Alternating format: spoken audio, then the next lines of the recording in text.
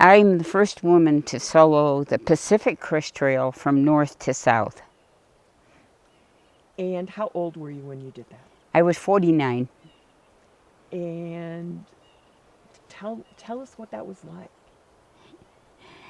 I had taken a group of these students that I had been training on the John Muir Trail in the High Sierras, and I met some people that were headed for Canada, and I said, "Why? What's up there?" And it's the Pacific Crest Trail, and I really knew nothing about it, so I had to come home and read up on it. And I said, "Oh, this one needs my footprints." And how did what you do here prepare you for that? For the Pacific Crest Trail? The Pacific Crest Trail turns out to be the granddaddy of all trails in the United States. So far, it's the longest one, and it covers so much different terrain. You know, you're in the Cascades, and then you're down crossing the Columbia River, and then you're back in the mountains, and then you come into California, and you're heading for the mighty Sierras. And from the Sierras, you're going to cross the desert and get into Southern California, and eventually you will get to the border if you maintain. Did this wilderness help you train for that? Oh yes, this was my training ground. When I made up my mind that I was going to go, I was up here every weekend climbing San Gorgonio. Name, please? Teddi Boston. And how do we spell Teddy? Teddi. Okay. And Boston, I assume, like Boston? Boston. And tell me what you do here. Pardon? What do you do here? I'm the volunteer coordinator for, I think we have about 165 volunteers. And so what does that mean that you do? I really try to schedule the foot patrols on the trails, and we have over 100 miles of trail, and we try to get all trails covered every weekend.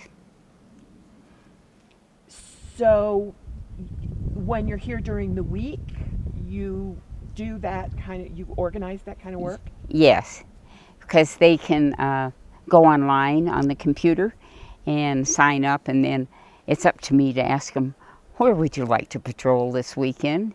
And if the required trail is not too busy, they can have that. Or if there's too many already assigned, then I will assign them another trail. And tell me how you got involved in the wilderness.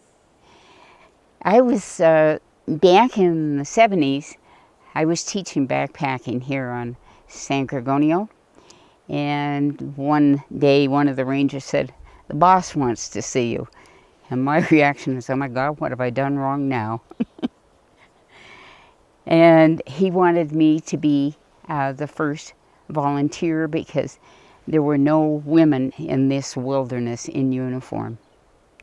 And he wanted a woman. I was lucky. Very fortunate. And so what did that mean you did? I actually was on foot patrol because it was all paid rangers then that worked out of Horse Meadows, and they were all on horseback. And the boss really wanted somebody that liked to walk. So I fit the bill.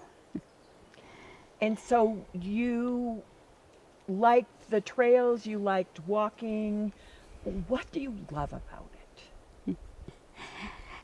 It's just, and I like to be solo because I don't have to set my pace to anybody else, and I can go as long as I want. I can stop when I want, and it's just out there communing with nature.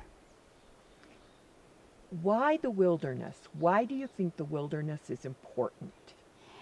Because usually the wilderness will have the highest mountain, and there's an awful lot of people that want to be in the wilderness and climb the highest mountain.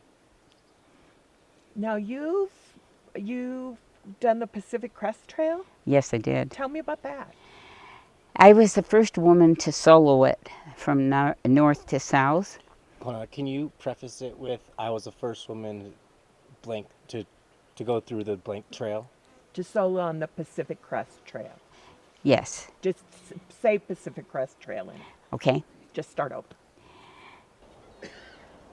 And if you had, say the sentence, I love the wilderness because. I love the wilderness because of the freedom and the ability to appreciate nature at its best. When's the last big hike you went on? This spring, Where did you go?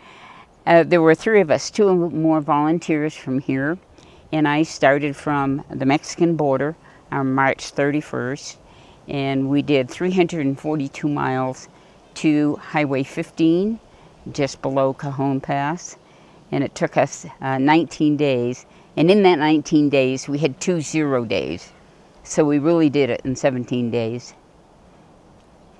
And how old was the oldest person and how old was the youngest person And which, on this particular hike? I was the oldest, I was 87, I am 87, and the youngest was 54. And do you have kids and grandkids? I even have great grandkids. Tell me what you would say to them about the wilderness. Well, I still have my daughter that she works full time, but whenever she can, she comes up and hikes with me. She did part of that trail this spring with me. She started from the border with me, and then she had to rush back to work, and then she met me on the last day on the trail. What about your grandkids?